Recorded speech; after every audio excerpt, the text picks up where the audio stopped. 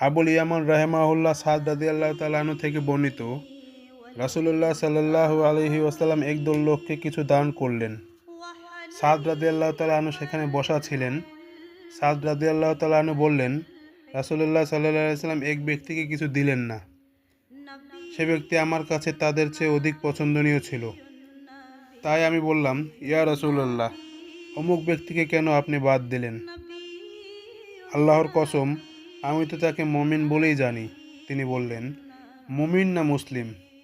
তখন আমি কিছুক্ষণ চুপ থাকলাম। তারপর আমি তার সম্পর্কে যা জানি তা প্রবল হয়ে উঠল।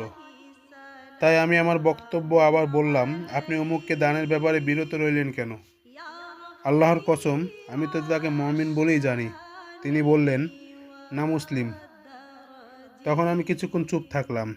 তারপরে তার সম্পর্কে যা জানি তা প্রবল হয়ে উঠল। তাই আমি আমার বক্তব্য আবার বললাম। রাসূলুল্লাহ সাল্লাল্লাহু আলাইহি ওয়াসাল্লাম আবারও সেই জবাব দিলেন।